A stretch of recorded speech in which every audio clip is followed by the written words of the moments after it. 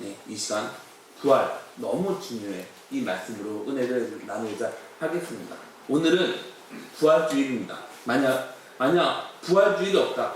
부활주일이 없으면 교회는 존재할 수 있겠습니까? 할 수 없습니다. 그래서 부활절은 너무나도 중요합니다.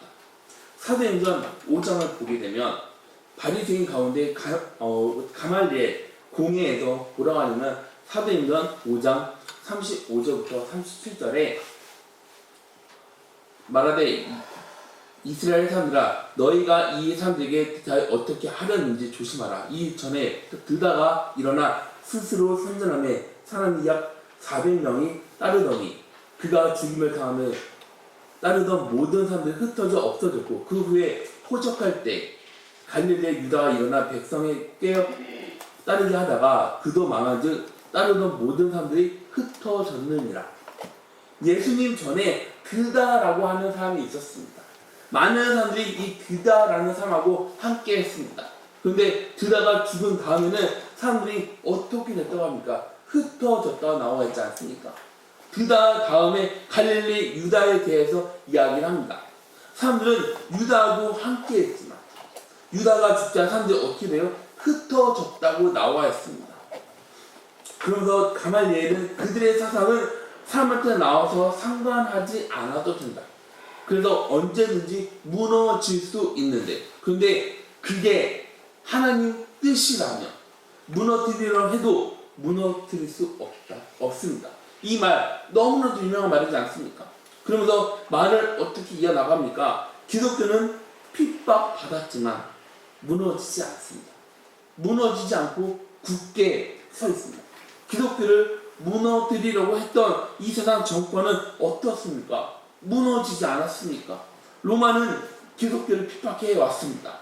그랬던 로마가 기독교를 어떻게 합니까? 본인들의 국교로 인정하지 않습니까? 기독교는 무너지는 것이 아니라 지금까지 굳게 서 있습니다.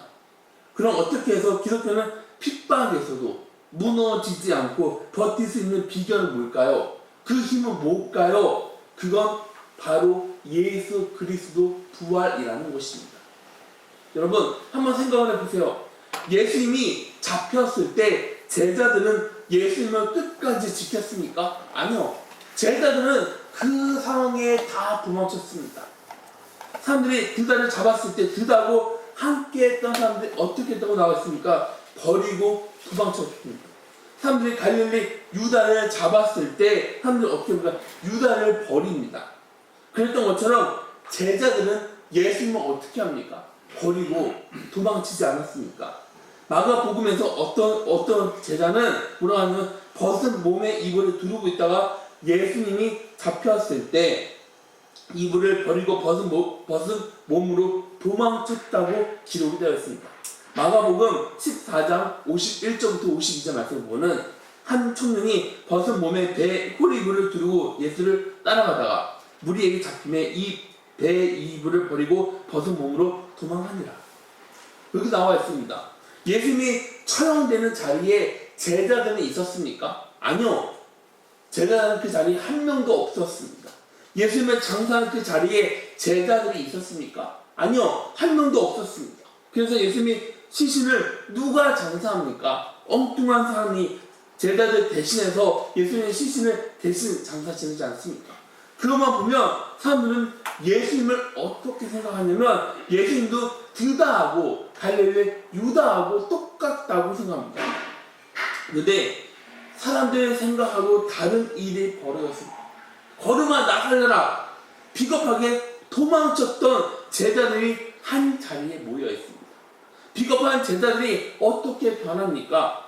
본인이 목숨을 바쳐 예수 그리스도를 전하지 않습니까? 목숨이 왔다 갔다 하는 그 상황에서도 제자들은 조금도 위축되지 않고 당당하게 예수 그리스도를 전합니다. 요한을 제외한 나머지 제자들은 순교합니다. 베드로는 나는 예수님하고 같은 모습으로 십자가에 못 박힐 수 없습니다. 십자가에 거꾸로 박혀서 순교하지 않습니까? 그럼 제자들만 그렇습니까? 아닙니다. 예수님하고 함께 했던 사람들 역시 예수님을 위해 생명을 한 조금도 아까워하지 않았습니다. 예수님을 위해 본인 생명을 바쳤습니다. 그렇게 해서 세워진 게 뭡니까? 바로 교회입니다. 예수님으로 세워진 교회는 핍박 말할 수 없을 정도로 많이 받았습니다. 그렇게 핍박 받았지만 교회는 무너지지 않고 지금까지 계속 이어지고 있습니다. 그럼 도대체 어떻게 해서 이럴 수 있었을까요? 드다하고 갈릴리 유다하고 예수님 차이는 바로 이겁니다. 드다하고 갈릴리 유다는 죽음으로 끝이 났습니다. 그런데 우리 예수님께서는 죽으셨지만 부활하셨습니다. 예수님의 부활이 사람들은 다른 사람으로 새로운 사람으로 맞는 것입니다. 그래서 교회의 힘은 뭐냐면 부활을 믿는 신앙이라는 것입니다. 우리는 뭘 믿습니까? 부활한 예수 그리스도를 우리가 믿는 게 아닙니까? 부활을 축하하면서 감사한 날이 바로 오늘의 부활주일입니다. 그래서 부활절에는 엄청난 의미가 있습니다. 부활절 너무나도 귀합니다. 오늘 본문 말씀에서 부활의 사실을 말하고 있지 않습니까? 오늘 부활절 맞이해서 주님의 부활이 우리에게 뭘 말하는지, 우리에게 뭘 가르치는지 중요한 세 가지 원리에 대해서 말을 하려고 합니다. 이 세 가지를 우리 마음에 간직하면서 살아가는데 힘이 든다고 믿습니다. 첫 번째로는 부활은 예수님 말씀의 진실을 알게 합니다. 예수님이 평상시에 뭐라고 합니까? 나는 하나님이라고 말하지 않습니까? 나를 본 사람은 하나님을 봤다고 말하지 않습니까? 그리고 예수님은 내가 곧 길이요 진리요 생명이니 나로 말미암지 않고는 하나님 아버지께 갈 자가 없느니라. 그러면서 예수님이 제자들한테 뭐라고 해요? 내가 죽잖아? 그럼 나는 사흘 만에 다시 살아난다고 이 엄청난 말을 하지 않습니까? 그런데 제자들은 예수님의 말을 어떻게 받아들입니까? 아무렇지 않게 듣고 흘러버립니다. 그리고 제자들은 예수의 부활을 들었습니다. 들었는데 제자들이 부활을 믿습니까? 아니요. 믿는 것이 아니라 의심을 합니다. 진짜 부활해서 에이 설마 아니겠지 그랬는데 예수님께서 다시 살아나셨습니다. 그럼 다시 살아난다. 이 말은 거짓이 아닙니다. 과장이 아닙니다. 이 말은 진실입니다. 그래서 예수님의 한 모든 말씀을 우리가 믿는데 사람들은 어떻게 반응합니까? 어떻게 동정녀한테 태어날 수가 있어? 그게 가능해? 예수님의 기적을 어떻게 생각합니까? 그건 하나의 이야기일 뿐이야. 그건 과장된 이야기라고 그렇게 생각하는 게 아닙니까? 그리고 교회 다니는 사람은 성경을 읽습니다. 성경을 읽으면서 머리로는 이해가 되는데 이해되는 부분은 인정합니다. 그런데 머리로 인정되지 않는 부분은 어떻게 합니까? 단순하게 넘겨버리지 않습니까? 인정하지 않습니다. 그랬던 사람이 부활한 예수님을 믿게 되면 알게 되면 삶이 180도 달라지게 됩니다. 머리로만 이해했던 성경이 의심되는 것이 아니라 자연스럽게 믿게 됩니다. 저도 처음에 성경을 읽으면서 어떻게 받아들였냐면은 너무나도 황당했습니다. 어이가 없었습니다.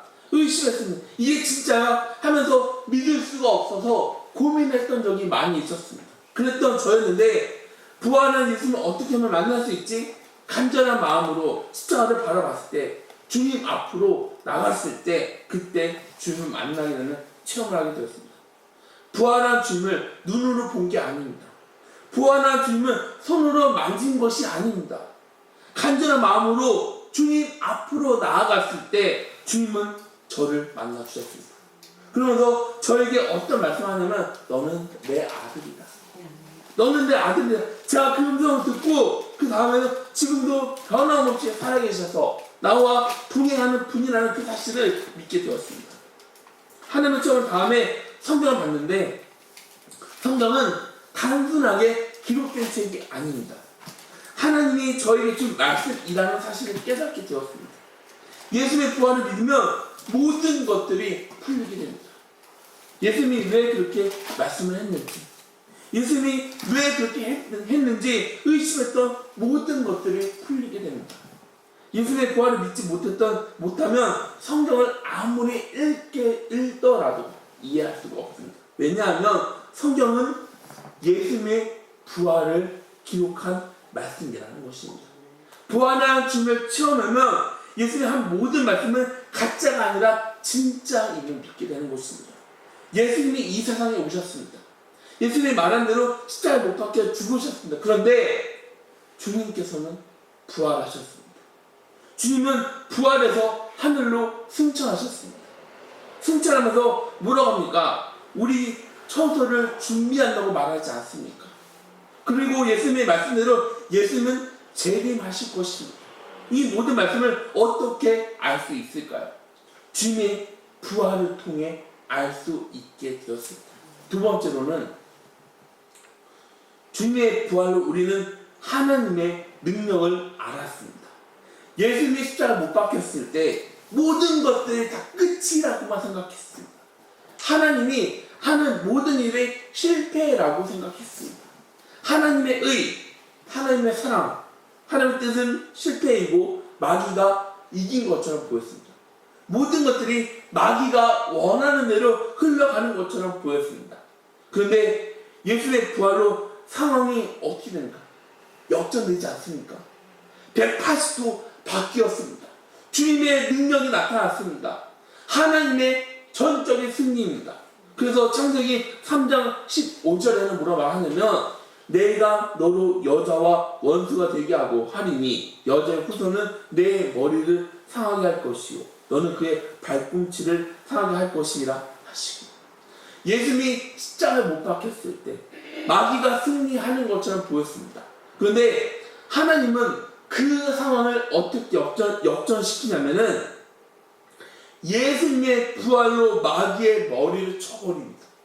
그래서 하나님의 능력을 보여주시는 게 아니겠습니까? 주님의 부활이 있어 승리는 우리 것이 되었습니다. 그래서 바울은 주님의 부활을 어떻게 말하냐면 고린도전서 15장 57절부터 58절 말씀에 우리 주 예수 그리스도로 말미암아 우리에게 승리를 주시는 하나님께 감사하노니 그러므로 내 사랑하는 형제들아 견실하며 흔들리지 말고 항상 주의 일에 더욱 힘쓰는 자들이 되라. 이는 너희 수고가 주 안에서 헛되지 않는 줄 압니다.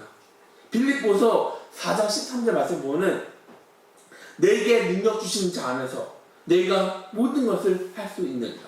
로마서 8장 11절 말씀 보면 예수를 죽은 자 가운데서 살리신 이의 영이 너희 안에 거하시며 그리스도 예수를 죽은 자 가운데서 살리신 이가 너희 안에 거하시는 그의 영으로 말미암아 너희 죽을 몸도 살리시리라.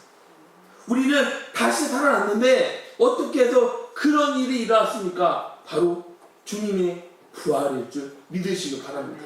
그래서 에베소서 3장 20절 말씀 보면 우리 가운데서 역사하시는 능력대로 우리가 구하거나 생각하는 모든 것에 더 넘치도록 능히 하실 이에게 모든 것들은 주님의 부활로 가능한 줄 믿으시기 바랍니다. 그래서 주님의 부활은 우리의 믿음이기도 하는 것입니다.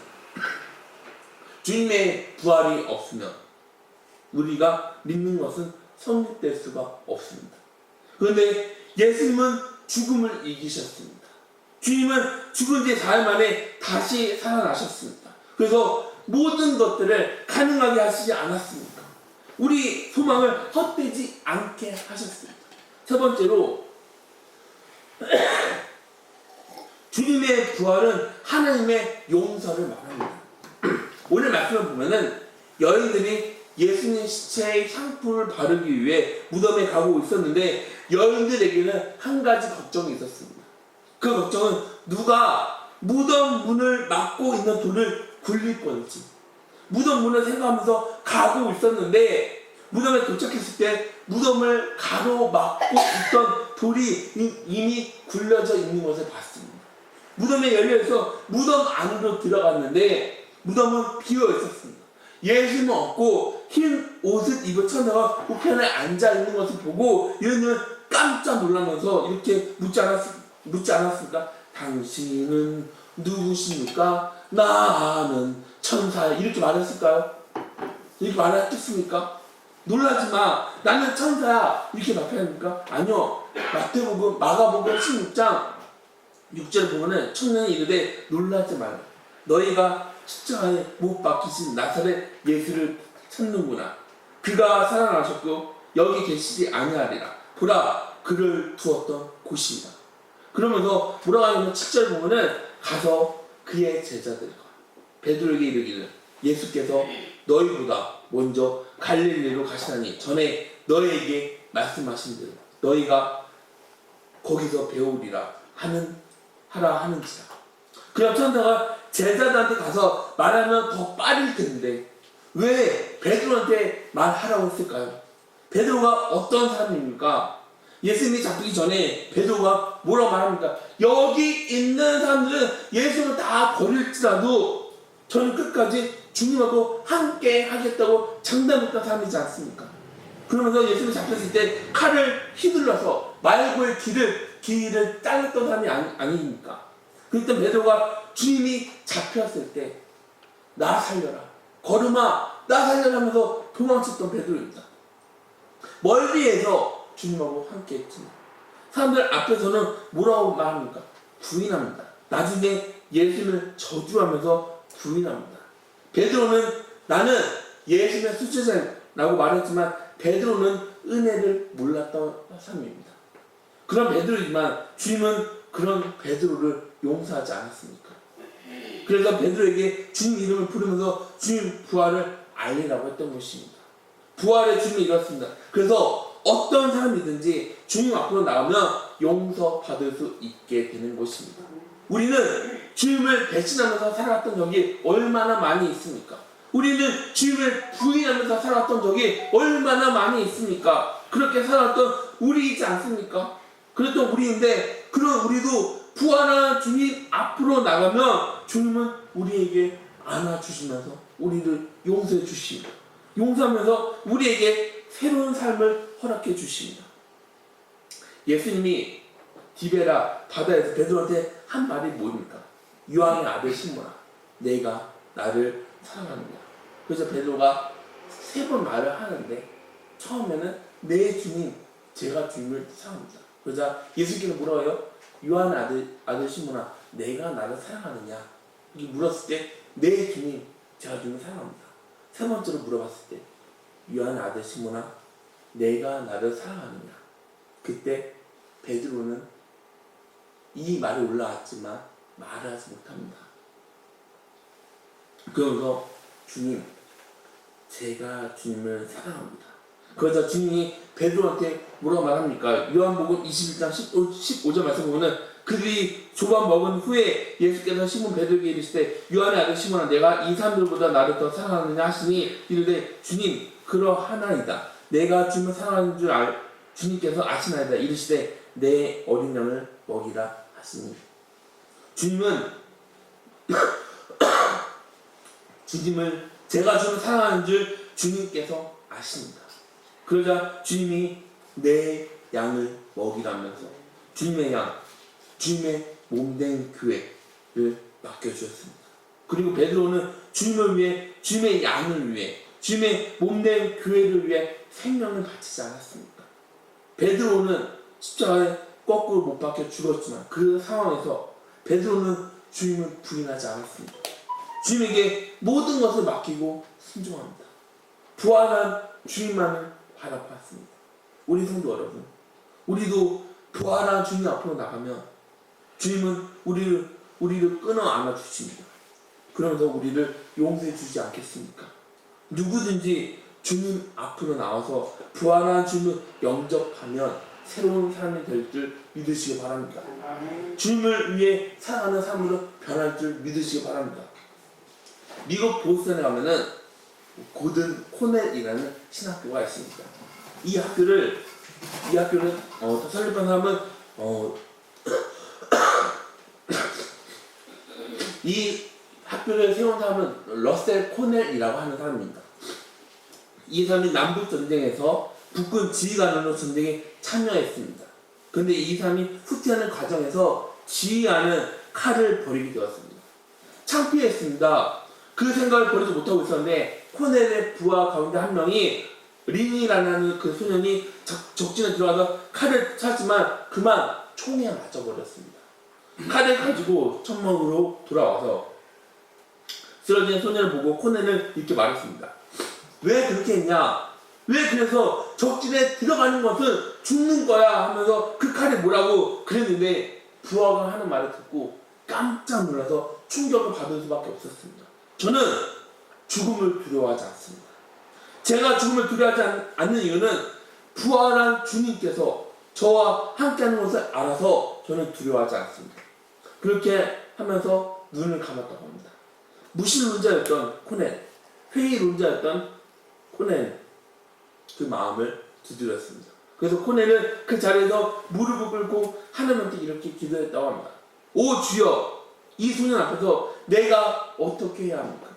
그랬더니 잠시 후에 주님, 이 소년이 찾는 하나님을 위해 제 목숨을 바치겠습니다.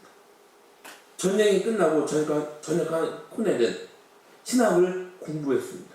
그리고 본인의 전 재산을 다 기부해서 학교 세운 학교가 바로 코넬 신학교입니다.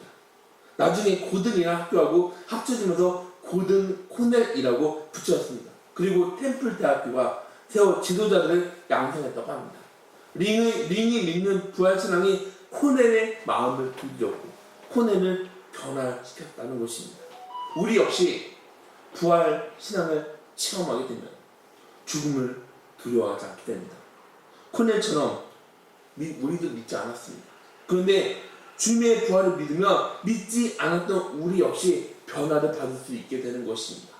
변화받아서 코넬처럼 가치 있는 삶을 살아갈 수 있게 되는 것입니다.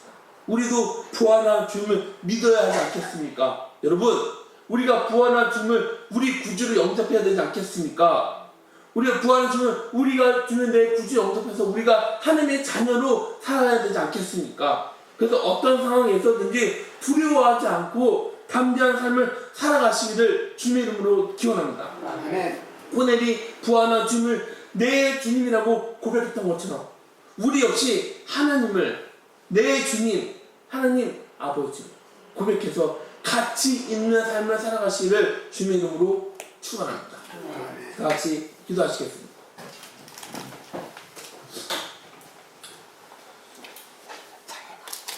하나님 말씀 주님, 주님께서는 우리를 위해 모든 것을 다 쏟아주셨습니다. 주님, 우리는 다른 것을 믿는 것이 아니라 부활하신 예수 그리스도를 믿습니다. 부활하신 주님이 우리 전부가 되어주십니다. 부활한 주님이 우리 모든 것이 되어주십니다. 그래서 우리는 오직 부활한 주님을 바라보면서 살아가기를 원합니다. 하나님 아버지, 내 구주가 되어주시는 주님, 우리는 오직 주님만을 사랑하면서 오직 주님만 의지하면서 오직 주님께 순종하면서 나아가게 간절하게 기원합니다. 아버지 주님, 우리 삶을 주님께서 인도하여 주시옵소서. 예수님의 이름으로 기도드렸습니다. 아멘.